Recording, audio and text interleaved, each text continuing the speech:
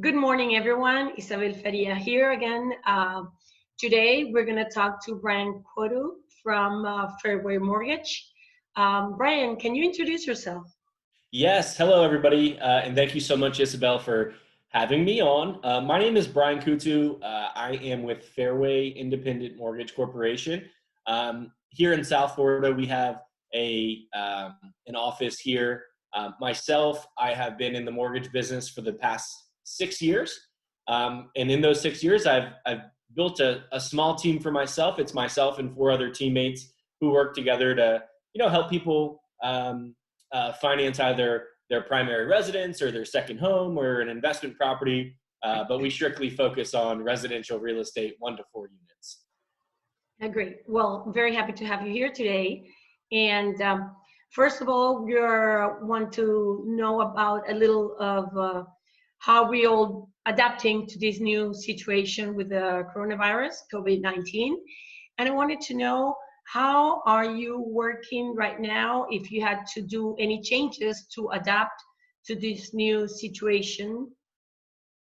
Yeah, so obviously there's a lot of changes that are going on in our country with the economy and whatnot. But as it relates to what we do in our business, really nothing has changed very much. And the reason being is because we very rarely meet with our clients face to face as mortgage bankers anymore. Mhm. So most of my interaction is done either via text message, phone call, or email. Most of our borrowers will apply online or over the phone with me. They'll email, fax, or sometimes they'll drop off and bring their documents to me. And then we completely do the entire loan process remotely. I would say probably 90% of my transactions, I never meet somebody until face to face until we get to the closing table, where I try to make as many closings as possible. Mhm. However, there are some changes that are going on inside of the mortgage industry that are very important. One of the biggest fears for any mortgagee is if someone's going to make their first mortgage payment. And as you can see, we went from 2 weeks ago having the lowest level of unemployment here in the United States that we've ever had to 15% unemployment in a matter of 2 weeks. So people are losing their jobs left and right. So we're just being extra cautious, and there's some guideline restrictions that have been put into place at Fairway to make sure that we're qualifying the people who are still going to have their jobs. We're doing additional verifications of employment for people 3 days before closing, the day before closing, and then having buyers sign affidavits that they still have their job, because people are losing their jobs that fast right now, Yes, and that's a concern. Big concern. So I was seeing all these difficulties or changes that we have to go through right now, especially in financing, because as you mentioned, of the people losing their jobs and all the precautions that have been happening or been taken into account. I wanted to ask you, people usually in these situations talk about the difficulties within the situation that arise from the situations at the moment, but people sometimes forget to see if there is any advantage coming from this situation. So I wanted to ask you if you see any advantages from this situation, because there's always people needing to buy and finance their home. So I wanted to see if you see any advantages right now. Yeah, actually, there's a few advantages. So historically, if you look at recessions going back from into the late 1800s, when they started tracking recessions in our country, every recessionary period that we've had, other than maybe one or two, has always yielded lower interest rates, right? Mm-hmm. So although we don't know 100% whether or not we're in a recession, because recessions can't be pointed out until the data is released 4 months later, we're probably in a recession. Do you agree with me? Yes, I do. So it feels like feels like it for sure. So if we're in a recession, rates are probably going to go lower. They say that every single family that purchases a home or person that purchases a home brings on average about $60,000 to the local community, whether it be from hiring a realtor like yourself and you obtaining your commission, the title company buying furniture, movers. It brings so much money to the economy. So they really want to keep interest rates low so that people continue to spend money. So that's a really big advantage. Rates are very low right now. They're somewhere in the mid threes, depending on your situation. And I suspect that they can only go lower from here. So we might see 30-year fixed mortgages closer to 3%, or I'm not going to predict this, but you may even see some 30-year fixed rates in the high twos over the next couple of years because of this recession. So that's one of the advantages. I also had received a couple contracts this past week where people are getting deals on properties because sellers, some people have to sell their homes. And in times like this, you might have to give up a little equity to get it sold. What do you feel about that? Well, that was my first perspective, that people would have to sell low, but then there's very few offer in the market. So we have seen both ends of the equation. Yep. Some people lowering their prices in order to sell because they sometimes need to sell, and the faster they do, the better. But also some people feel their home is the only one in an area or within the characteristics that people are looking for. So they have the luxury to not lower the price, or some people even think of hiring the price, which I would think that would be too much, but some people think of it. Yeah, but, I think it's very household specific, right? If you have the ability to be patient, then you can just hang tight until everything bounces back. But if not, and you have to sell your house because maybe it's contingent on another purchase or something like that, might have to lower your price a little bit. So definitely household specific, right? Yes, yes, very specific. As it without any crisis, everything is so specific. It's neighborhood specific. Yeah. It depends on the type of property. So it's always very specific to each market and each location. Certainly. Yes, so you responded. I was going to ask you about the recession, because we were in a recession right now, or it feels like, as you said, we have to wait until the data comes out. But also I wanted to point out and ask you, because there's been many recessions in the history, and it not always has affected the real estate industry, hence the financial system. So what would you think of that would make it be affected more or less at this point in time? What makes it be affect our area and not be affecting other times? Yeah, I mean, so a recession, the major effect is how fast is this virus going to go away? The recession, in my opinion, is only going to last as long as the virus lasts. So how soon can we get vaccines? How soon can we, get this curve going on to peak and start going on the downward level? And when that happens, I think that we're going to see people starting to get their jobs back. I have asked a lot of people, what's the first thing you're going to do when you can leave your house? And most everyone says they're going to go eat at their favorite restaurant, or they're going to take a quick trip or something and get out of town and get their mind off of this. So although everyone might not get their job back immediately, I think that it'll just lead back towards people getting their jobs. So I think things are going to snap back. So that's number one. But from a positive standpoint, as it relates to the real estate community and the real estate industry, there's a few factors that are going to probably keep a very strong real estate market, at least into the foreseeable future. Number one, low interest rates, right? So we've already talked about that. Mm-hmm. Number two, the number of household formations we have in our country. So what I mean by that is there's more people turning 33 and 34 in our country than really ever before. And that's because the baby boomers kids are now turning that age group, right?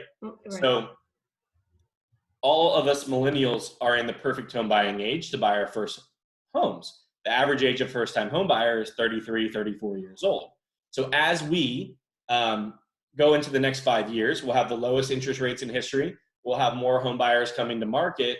And then the last factor is we have record low inventory right now, right? So there's not enough houses for people to buy.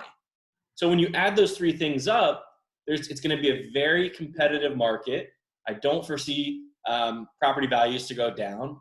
And there's a lot of people going to be coming to market to purchase, especially with these low rates. So this recession could build up a lot of pent up energy for people to want to purchase homes. And I think that we're going to see that going into late summer. And I think we're going to have a heck of a 5-year run in the real estate industry off of this recession. That's my opinion. I have to agree with you. Yes, I think the same way.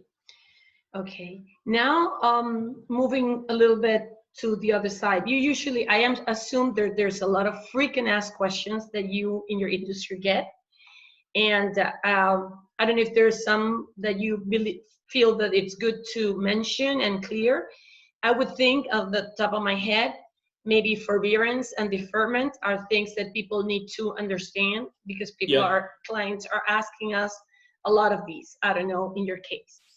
Yeah. So the biggest topic right now is obviously mortgage forbearance and deferment.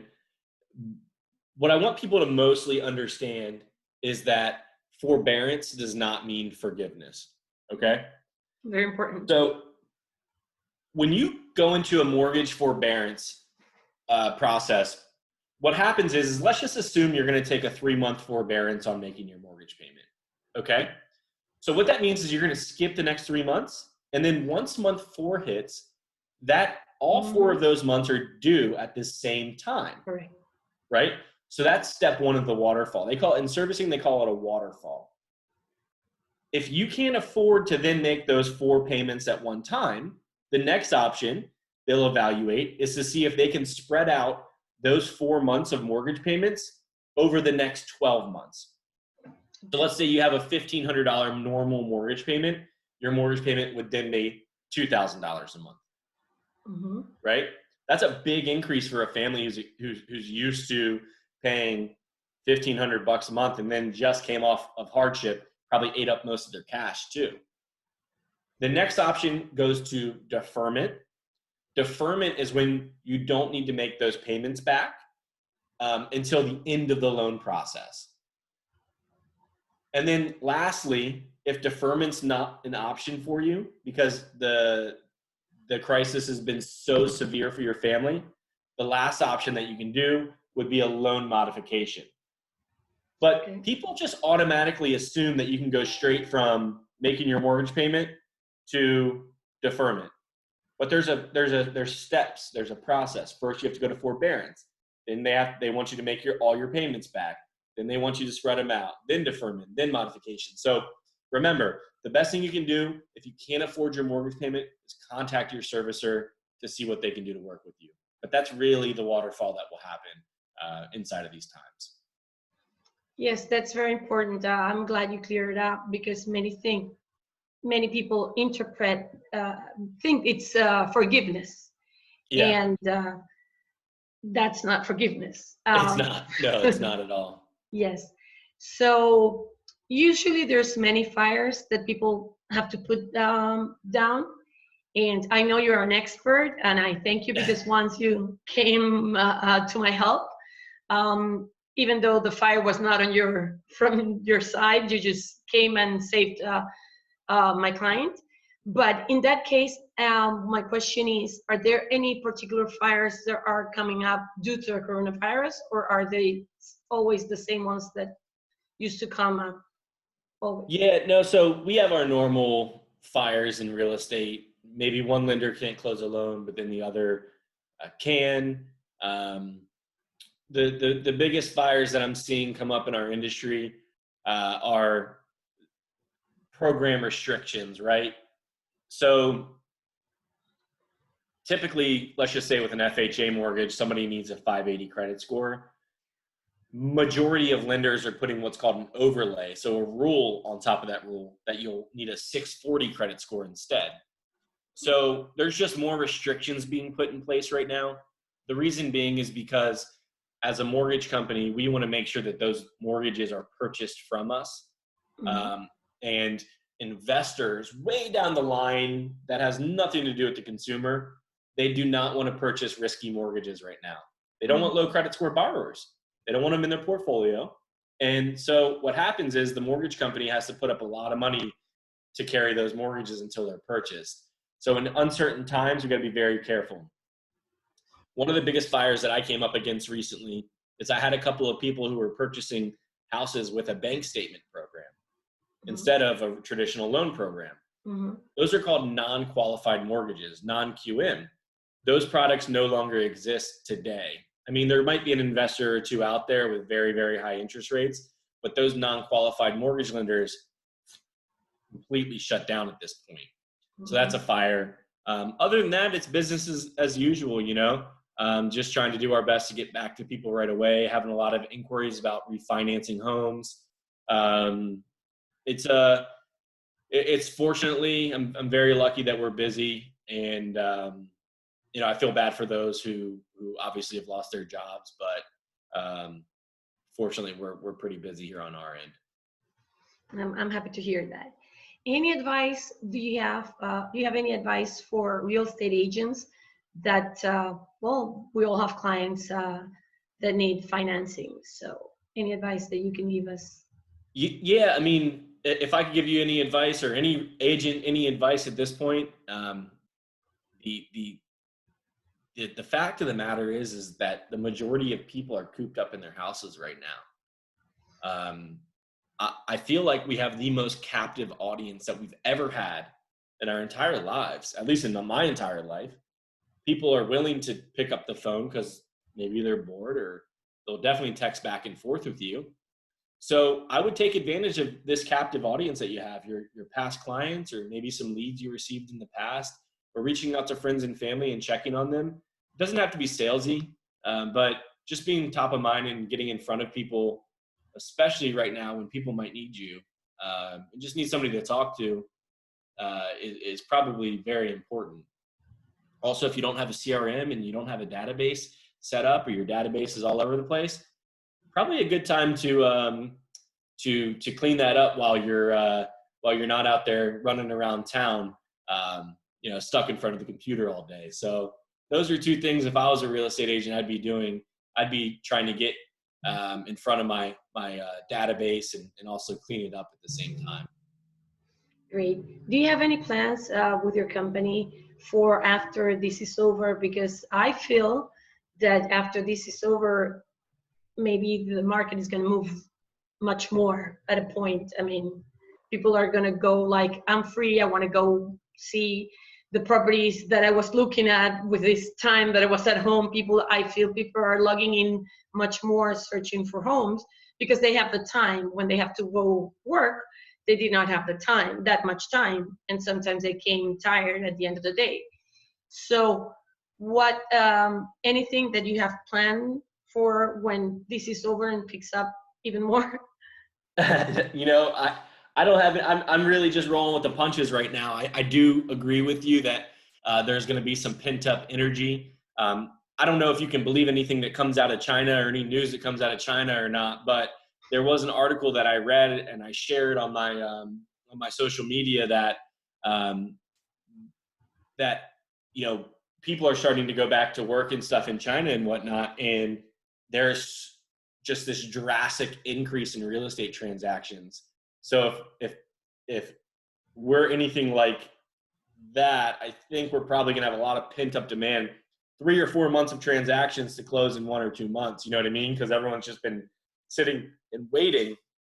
You know, my plan is always to just make sure that I'm staffed up properly, that we're always picking up the phones. We're here to give good advice, and just stick to the normal plan and just do a good job for people. And I think we'll be okay on our end. Great. Well, Brian, I think a lot of people would like to reach out to you or follow you. Can you give us the information when people can do that?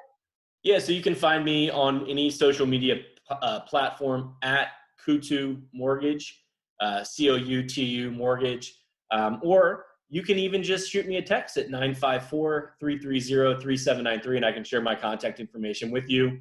If anybody needs anything at all or has any questions, I'm here to help at any time for anybody.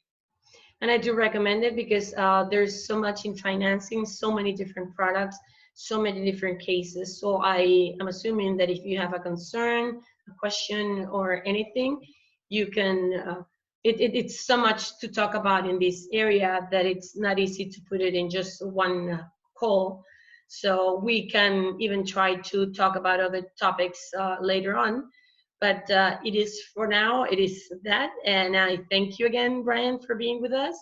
And everybody, stay safe. And until the next, bye. Take care. Thank you. Thank you.